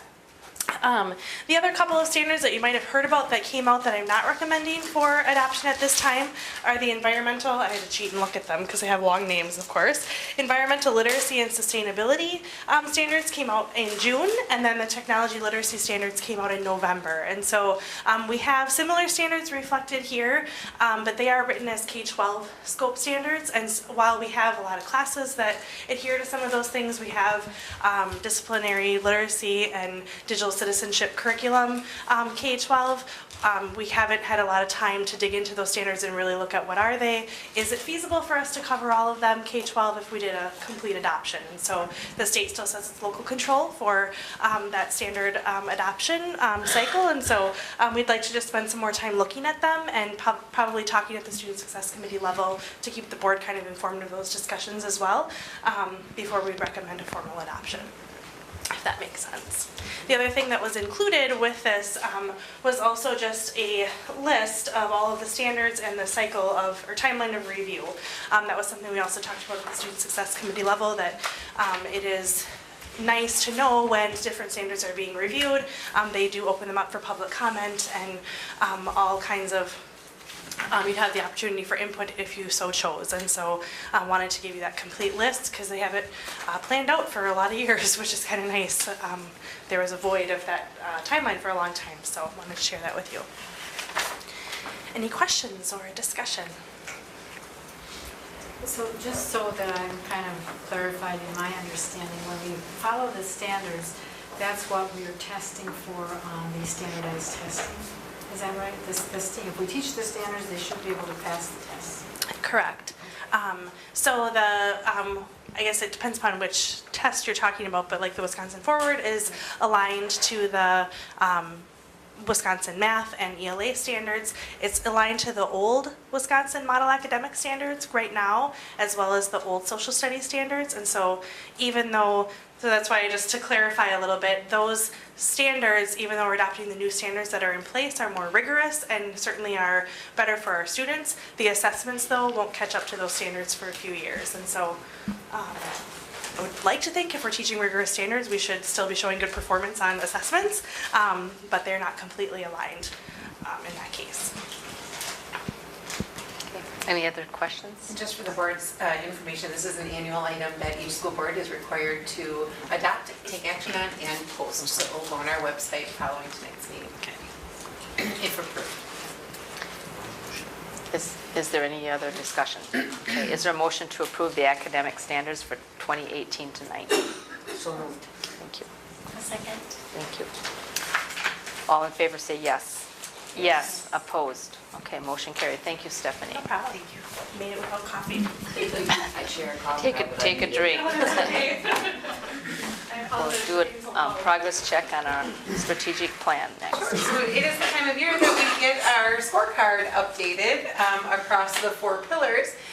Just zooming in so that we can get an up-close view of it. We'll look at the student success pillar first. The goal up on top, all students will increase their achievement and attain annual personal growth goals in order to reach their highest potential. And so, as you can see, we use different measurements depending on the grade levels. Just as a reminder, as we look at the scorecard, any color that is green means there's been growth of 3% or higher. Any yellow means that whatever movement up or down was within 3%, and any red means that there was a decline of 3% or greater. And so unfortunately, our student success pillar is not showing information that we would love to share. However, when we look at some of the yellow areas, the movement on the math area of the forward exam, grades 3 through 8, was a very minor drop, but it was still a negative movement. And then the ELA, right up above that, was actually a small growth, but because it was less than 3%, that remained neutral. When we talk about ACT score, growth of 3 ACT points is a lot, so any forward progress gets to be colored green, so from a 17.9 to an 18.5. And then when we get to the top, the daily attendance rate, the state average is at like 93%, so we are still very much in the range of the state average when it comes to our daily attendance rate. And that may seem kind of unusual to measure as we're talking about our student achievement, but it certainly gets at that argument that some people feel like if they would just come, I could teach them, or feeling like our kids are absent all the time. And this is showing us that we're well within the range of the state. Our growth on our STAR assessments, those top 2 measurements, were not moving in the direction we had hoped. We talked about that a little bit last spring when we did our data review. As an admin team, when we were looking at the data, we really started talking about the forward exam is the measurement that is aligned to our most recent standard adoptions and is definitely more rigorous. And if we're seeing forward progress on the forward exam, that is fantastic. We may really want to consider whether that STAR assessment is still measuring the same thing. We have relied on that STAR test because it's just a real quick dipstick measure. It takes half hour as opposed to the forward exam where they're sitting for 8+ hours to take those assessments. But if it's not giving us data that is in alignment with the rest of the growth, we have to start to wonder if it is really serving a purpose for us. And so the middle school has talked an awful lot about moving away from the STAR assessment, and they are actually, Tom shared that Aspire data, the ACT Aspire assessment actually goes down as low as 3rd grade. The middle school teachers feel strongly that the data they're getting from the STAR test is not as helpful as they would like it to be. And so the middle school is going to start assessing their quick little measurements using the Aspire, because the middle school and high school, if you recall when we did our PLC alignment, those 2 PLCs meet together sometimes by content areas. And when they did the professional development on what level of rigor is the ACT at, instead of just sophomore teachers worrying about prepping kids for the junior ACT. Instead, the mindset is let's start as low as 6th grade and let's make sure that we are spiraling our curriculum so that by the time they get to 11th grade and take the ACT, they've had that level of rigor all the way through. And so the assessment for 6 through 8 will change next year to be more closely aligned with the assessments at the high school. So we're anxious to see what that looks like. If you'd slide to the side just a little bit, we can talk about the Our People data. So the Our People data, we have a reputation of excellence that helps attract and retain highly qualified staff. We value and appreciate employees who apply their skills and experiences to meeting our high expectations and fulfilling our district's vision. And so Our People, as we move on, again the same color scheme, green is always good, yellow is a neutral, and red is an area of concern. And so it's pretty exciting to see some steady growth there. I feel valued for the work that I do. We're at a high for the 3 years at 82% compared to a year ago. How satisfied are you with your job? Just 2 years ago, that was 62%. So a 20% growth over those 2 years is really a fantastic data point. If you knew someone seeking a job, would you recommend the School District of Black River Falls? You just saw our employment recommendations. We need some of our people to start recommending working for the School District of Black River Falls on speed dial over the next couple of days while we work to fill in those last spots. But all kidding aside, again, over an 11% growth over those 2 years that we've asked that question. Staff retention rates. Yeah, staff retention rates. Our teacher, still 88.4%, not fantastic. We would certainly like to see an improvement there. However, it's the 20th of August. Next year's data will look considerably better than this. And then that support staff piece, I also know that you're going to see a significant difference next year. And I'm going to credit one of the things that I think has been a significant factor in our slowing down the turnover rate of our support staff. If you recall, that is that area that not all of them are benefit eligible, and so our turnover rate has been extremely, extremely high. But we have a pretty heavy representative of support staff on the Our People Committee, and many of the concerns that they've brought to the table, we've been really, really intentional about addressing those. One of them, it started off that all of the days before the school year started had been removed through budget conversations over the last couple of years, that they started the same day with students.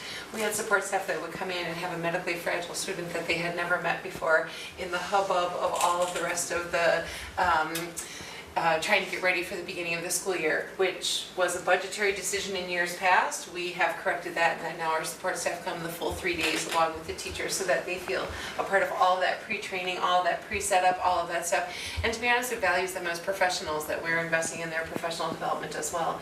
The other significant concern that they had is that because they work so much one-on-one with students, they get very little time to talk to each other about the work that they do, and they certainly don't get very much time to talk to the teachers who are the professional, have more training for the work that they do. And so this past year with Dr. Kilbasa, she spent those Friday PLC times. She would rotate from building to building, and she led several full support staff professional development. And boy, the feedback from the staff as the year went on, they just felt so much more respected, and they just said, before, when we got no training, we weren't sure if people didn't think we were smart enough to handle training or if people didn't care enough to invest in us. But boy, they really, really, really felt a significant change there. So we're excited to see that number turn around as well. So sliding on over to community engagement. This is the pillar that reads, parents, students in the community are effectively engaged in the educational process and feel connected and proud to be part of the school district of Black River Falls. Most of this data comes from our parent feedback survey, which is administered in February, the same timeline as the staff perception and feedback. So I feel welcome at my child's school. We're up to 94%, which quite honestly, when we want to engage them as partners, if they don't even feel welcome walking in the front door, that's going to be a significant challenge. And so continued growth there also feels fantastic. Concerns about my child are addressed promptly. A drop this year of 3%, which is still in the neutral range, but certainly not a direction that we'd like to continue to go. And again, I always say this, not in jest, but we're not saying concerns I raise about my child are addressed to my satisfaction, because that could mean very many different things to very many different people. We're simply saying that somebody was respectful enough to listen to me when I had a concern and they addressed it promptly. I would recommend this school to others. 82 to 90 to 88%. So again, still in the neutral range, but not a directional trend that we want to see continue there either. We've had a lot of conversation about the percentage of students that have parent-guardian attend parent-teacher conferences. Chris and Dave and Tom are going to nail down the Canvas and Skyward communications, and before next month's board meeting, they're going to tell us exactly what measurement we're going to use for that secondary level. We've talked around it a lot. But it's going to be tough to compare data because this data point will now become K-5, and it's going to be in the 90s because we have fantastic participation at parent-teacher conferences in those grade levels, and then we have to figure out whatever that other measure is going to be at the secondary level. So the ratio of students open enrolling out compared to in, again, this is a metric that certainly you can draw some comparisons from year to year. The challenge is that the laws continue to just open wide up to allow parents to move freely as they would like to. Just one day last week, we had 7 kids come in and enroll, and from 2 other districts, and those could be the same people that decide in December, the grass really isn't greener here, I'm leaving again, and so be it, because we can't really do anything to stop that. What we can do is continue to work on all those other metrics, hoping that in the end they will impact that bottom line. It is becoming a very large budget line item as that continues to grow. So. And then the last area, the finance and facilities, we say we ensure efficient, innovative, and effective use of district resources to promote collaboration and inspire excellence in teaching and learning. And so, again, the first couple questions are perception data answered by the staff in February. The district's budgeting process is transparent. We're up to 84% there. That's a tough one because buildings who are not getting what they advocated for will sometimes feel like it wasn't a fair process. And so transparency, I guess, is the best that we can hope for, that people recognize there's not a magic pot of money hiding somewhere that we're doing other things with, but we are as upfront as we possibly can be about the shortages and the challenges that the district faces financially. The next one, our district has procedures in place and follows them to maximize energy conservation. You can see we took a huge jump last year from 80 to 89, and then it dropped just slightly to the 87.1. This was again in February, long before anybody knew anything about our energy efficiency project, our lighting project that's been happening all summer. And so hopefully people will recognize some changes as we go through that. The other numbers below are, we don't color code them because they are what they are. It's tough to put a value on what is the right number to have. I'm not sure that growth is necessarily good because it's in our spending, but sometimes it most certainly is. So these, we don't put a value on by coloring them, but it really is just the data. So the facility cost per member, it makes good sense to me that now that we have fully realized the debt of the referendum, that our facility cost per member is higher than the state average. Not every district has recently invested $20 million into their facilities, and so that makes good sense to us, I guess.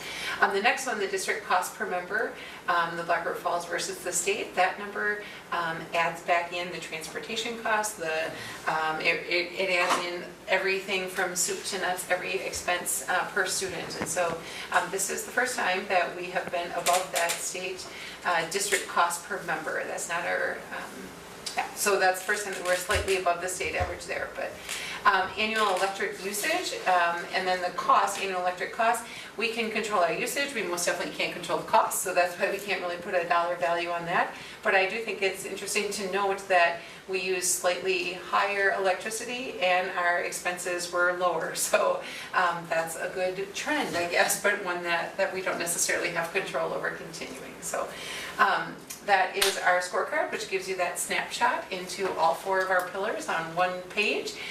Each of the buildings also received a building scorecard that has specific data for their building, not all rolled up into the district. Plus, because it is just their building, there's a few more questions added to each one of them for specificity. They use those with their building leadership teams and for goal setting within the building, but this is how we report out to our community. So the upcoming Tiger Tribune will have much of this information included into it. Not quite in this succinct of a format. You've been speaking the language of the strategic plan for 4 years, and so it doesn't need as much explanation, but I will probably add a little narrative for that article. So, questions, comments, concerns? I like the idea of considering something different besides STAR. STAR is easy, but maybe it's not the best, in my opinion. And our kids repeatedly, year after year, peak in January, and then fall at the end of the year on STAR, which makes you think. If you sat right next to them while they took it, your scores would be higher on that one, so yeah. I found that out many times. Any other questions, comments, concerns? Well, I appreciate all this information because it truly says we are working with our strategic plan and on our board level as well as day to day with everything that it's a working plan, so thank you so much for all To be honest, it was easy when you talk about new administrator onboarding. What do we measure as a district? What's our strategic plan? Yeah. There it is in one page. It's Thank all you. there. No binders to be pulled off and Yeah, whatnot. So thank you. you bet. Okay, The next, just coming off the financial facilities discussion, you received the financial expenditures, the monthly expenditures in your packet. Is there anything you want brought out for discussion or consideration or questions? Okay, is there a motion to approve the monthly expenditures? I'll make that motion. Thank you. Is there a second? I'll second. Thank you. Any discussion? Okay. All in favor say yes. Yes. Opposed? Okay, motion carried. Bridging Brighter Smiles. this is really just information for you. At one time in the past, we've had her come and actually do a presentation for you. I'm not sure that's riveting information that you need on a regular basis, but I did think that it may be interesting for you to see kind of the quantifiable part of their work. So throughout the district, there's 132 students involved. And when you look at that, the care that is provided, $1,312.83, that is not something that we are for. It's not something our community has fundraised for. This is a service that they provide through working with the families. And we do have students from every single one of our buildings that participate. All we do is provide a space for them and give them the ability to talk to our families about that. The next page was just a simple, it's a separate attachment, I'm sorry. It's just a map so that you can see just how widespread the Bridging Brighter Smiles is. It used to be called Smiles for Life, and that still sticks in my head, but it's Bridging Brighter Smiles is where they are now. And so this is just a pictorial representation of how far spread they are throughout the state. So, kind of impressive when you Yes. consider the Yes, work that it they do. is. So Very those important families that work. choose to engage are very Very pleased with important that work, opportunity. yes, absolutely. Okay, thank you. The next item, the annual operating resolutions, just requires dates updated for the board approval, I understand? Yep. I make a motion to approve the annual resolution, operating resolution. Language, okay. Okay, okay, thank you. All in favor say yes? Yes, opposed? Okay. And also with the wire transfer agreement, just a different procedure for approval? Actually, every few years, Jackson County Bank asks us to bring the resolution to the board authorizing myself to process domestic wire transfers. Okay. So, there are things we have accounts We at other absolutely need that to agencies. happen, for everyone to get paid, okay? So that's a request from them coming Okay. to us at the board. Okay, I'd make a motion to approve. thank you. Is there a second? Second? Thank you. All in favor say yes? Yes, opposed? Okay, motion carried. You received the meeting minutes in your packet. Anything you want brought out for discussion or changes? Make a motion to approve the minutes. Thank you. A second? Thank you. All in favor say yes? Yes, opposed? Okay, motion carried. Dr. Stevenson's report then. First tour, just for your information, I guess. Many of you have known Jody Gavron. She was mentioned before when we were talking about standards.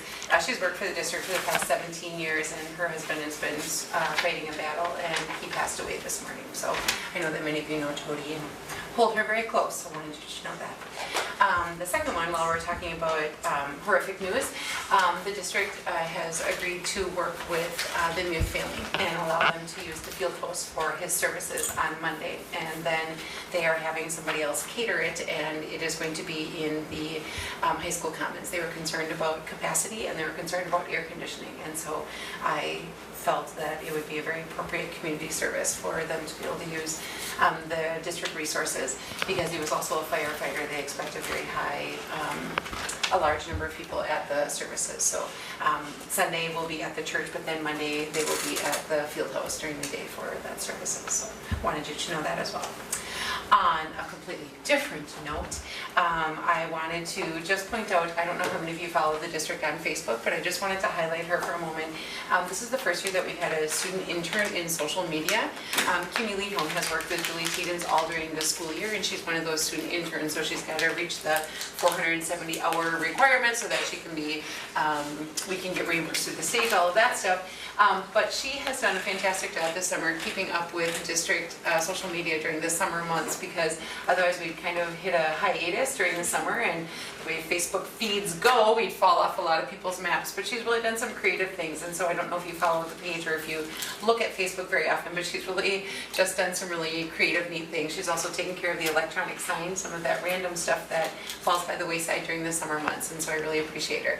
She is the one that is going to UW-Madison for journalism, and so she's taken this as that internship to step into that. So we've appreciated her help so much, we think we need an intern for next summer, Yes. because it's just been really nice to find some of those random tasks that need doing, even updating the website and some of those things. She's really done a great job, so I wanted to highlight her.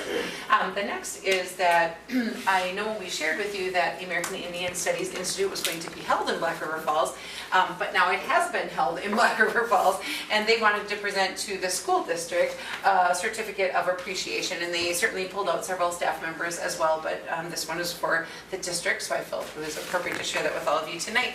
I just wanted to highlight just briefly, that was a fantastic week of being able to showcase so many great things of the work in Black River Falls.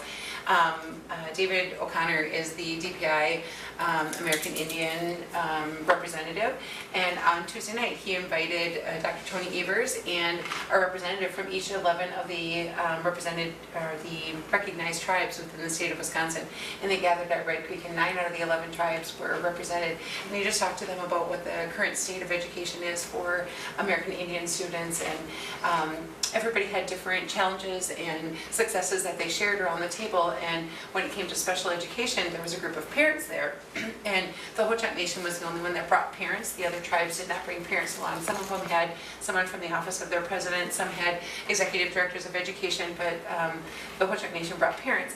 And then they were talking about special education, and the first parent was telling a horrific story of their perception of mistreatment in special education, and I knew that they were Ho-Chunk, and I was like, oh man.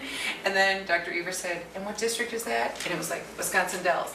Yeah. And then someone else gave an example from the Ho-Chunk Nation. It was Baraboo, it was Nakusa, it was all of these, and then one person gave a raving review of their child's treatment in special education, and she said, and I'm thrilled that we go to Black River Falls. So quite honestly, it was just a fantastic night, fantastic night. But so many of our teachers were highlighted in that day, or through their activities that week, and Laura and Stephanie were a big part of organizing that. Whenever we think about Native American education in our district, I think people automatically default to Paul Ricken and the great work that he does. What was so exciting about the planning of this presentation was that Paul was ready to fill the half a day with all of his stuff, but there was all these other teachers that, well, I do this, well, I kind of want to share that, well, what about this? That it ended up that we did sectionals, and the whole group that came got to rotate around and visit each one of those sectionals, and so many different people got to be highlighted. And David O'Connor said afterwards, and he shared some of the feedback from all of the people that participated for the week, and he just said, oh my gosh, they said over and over,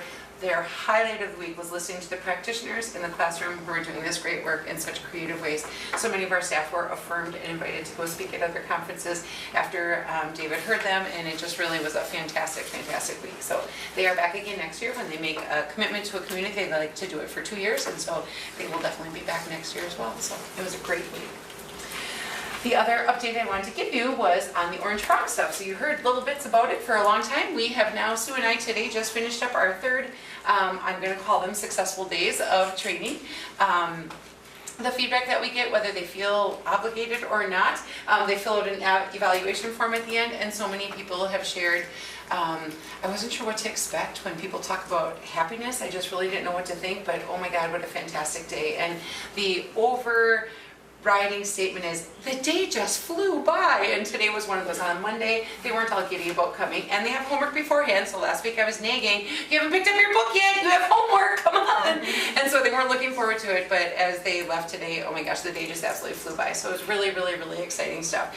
And with that, I would offer again to the board members, October 25th is a professional development day in the district. So the middle school staff had the opportunity to either get trained today or on October 25th.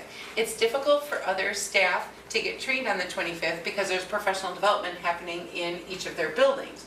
You are not beholden to that other professional development, and so if you were willing to invest 8 hours, I can almost guarantee that you'll have a little bit of fun that day, and we're going to really appreciate the opportunity to work with you for that day. So Thursday, October 25th. We also have still a waiting list from the people that signed up last year, and so we offered them on that Friday, which is supposed to be a day off. We said if they're interested in coming that Friday, Sue and I would be willing to facilitate it, and so that session is just about full as well. But that provides a little more flexibility for people, some of our new admin that were interested in it, but they would have a hard time on the 25th because they're leading professional development in their buildings, and so that Friday the 26th will be a choice. So if you're interested, please let me know, because I have a feeling that we would be able to fill those slots. So it's been going really, really well.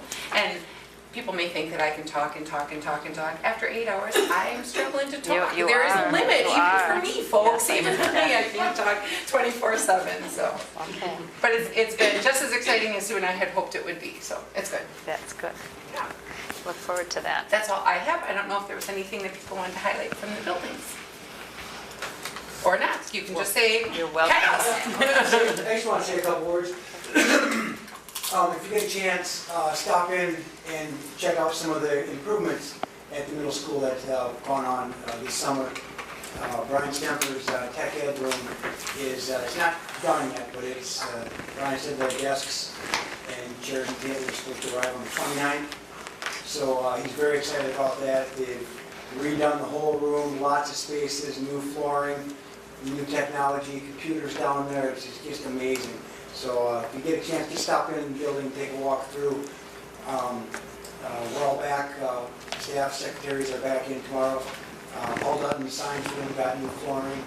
The family consumer sciences room got new flooring, which is in bad need of that. And we had another thing, the LGI got painted, they had that 90s look to it, so fresh coat paint did wonders with that. And we have a couple new things going out on the playground, to try and help keep kids engaged and doing something positive, productive, and fun out there. So we added another tetherball pole, so now we'll have 3. That was a really neat addition that kids, you typically see anywhere from 5 to 7 kids at one time waiting in line, and playing however they play the game. And then we've got 3 Frisbee golf goals.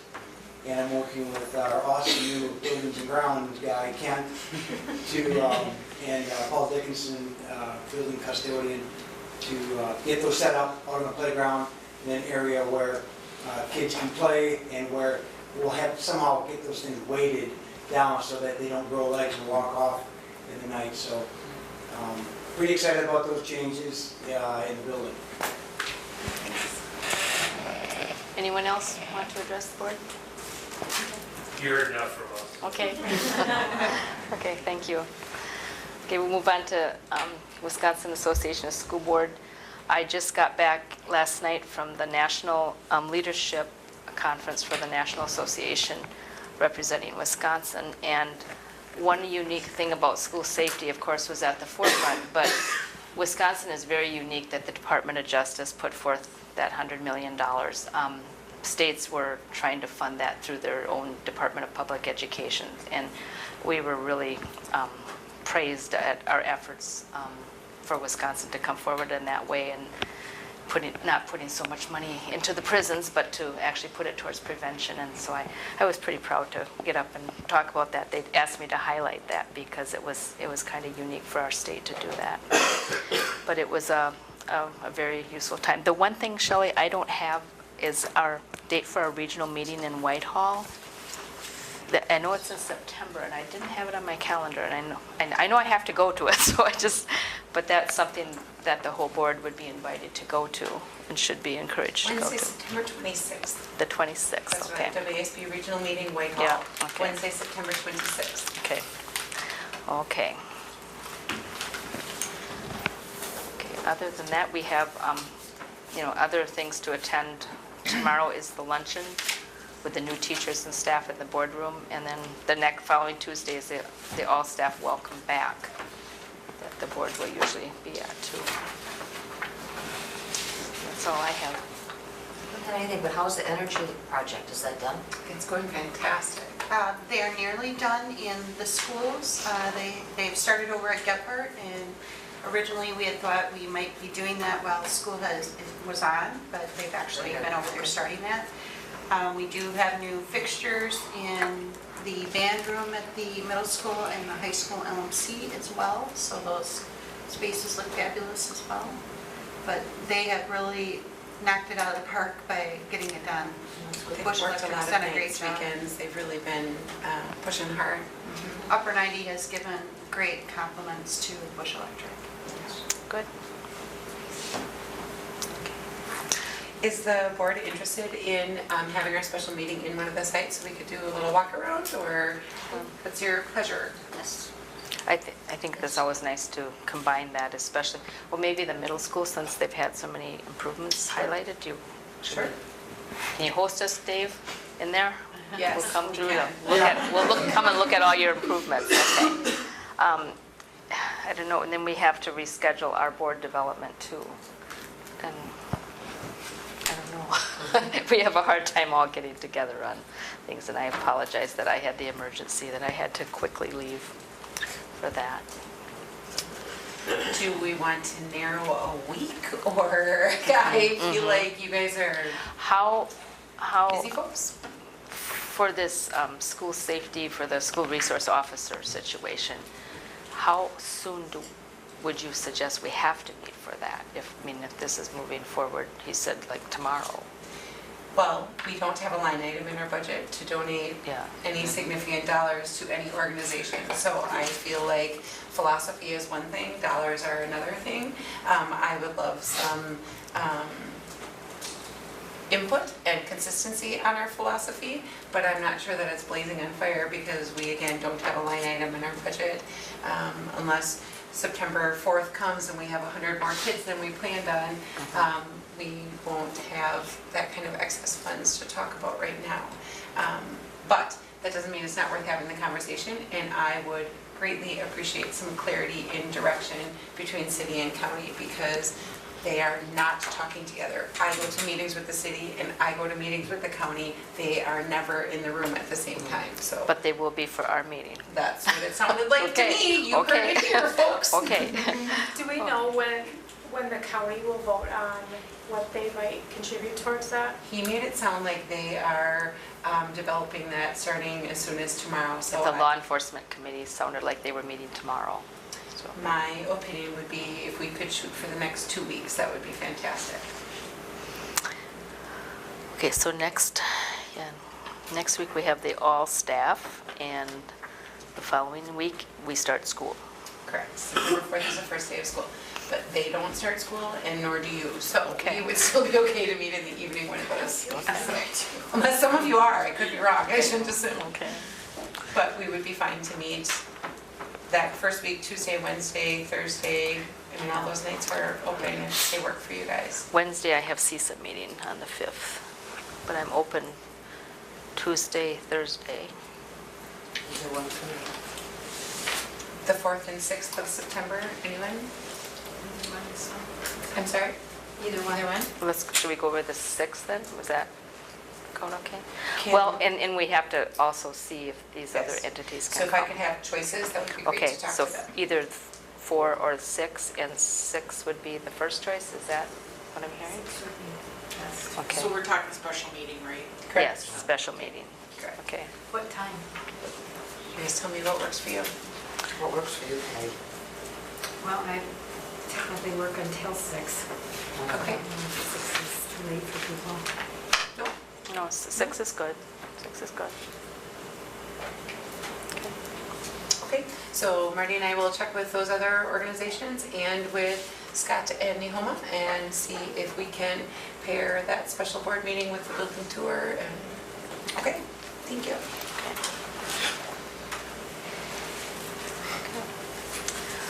All right, any agenda items for the future that you would like? I know we've talked about the cum laude thing. I'd just like continuous updates on that. Do we still need to vote on actually approving that, or did we do that? But Okay, I couldn't remember. we voted on it, yeah, It's to go moving. with it. Yeah, you already moved. Yeah. The one thing that is on for future agenda items was the lunch changes to the Oh, meal that's right. program. Connie was not working yet and so wasn't able to prepare stuff for this time, so that will be next time. I think the cum laude would be nice because I'm not sure how we'll be able to compare like, if we've been using GPA all the time, how does that compare? GPA will still be Yeah. calculated. It's not like, because that's a press of the button in Skyward. So that will still be calculated. We don't necessarily have to change that. What really will change is the graduates with honors, that there will be different levels of graduates with honors, starting 3 years out, 4 years out. This year's freshmen are the first group that will Yeah. start collecting cum The laude. thing that changed that is the ranking. There's no Yeah. longer ranking. Right. Okay, So you don't- so if you have though more students taking more challenging subjects, your GPA may not be the same. May not. Right. That's And true. that's- That's true. True. And that's part of the reason for doing it, is Right. despite a lower GPA, still having the ability to earn high honors. Correct. So I'm just wondering if it will change how we can compare one year to the other. That's- Sure. If you strictly compare GPA, yes. But if you compare honors students, then you'll be able to make some comparisons. It won't be an easy mathematical comparison, but you'll be able to look at those groups of students. The other thing that we could also take note of is how many kids are taking AP classes and AP exams, because those also earn them cum laude points, so we can certainly monitor. That's something that we haven't put up as a measurement up to this point, but we certainly could reach back and do that. I think that would be important. Sure.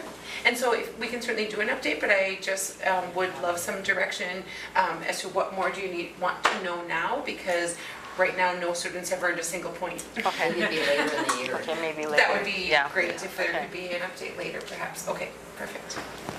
And I know, Maybe at the end of the that year, you've addressed it with the parents who had their concerns already and everything. Okay, okay, thank you. Okay, is there a motion to adjourn? Thank you. Or second. I didn't get. Second, a second. Okay, all in favor say yes. Yes, opposed. Okay, we are adjourned. Thanks for your time.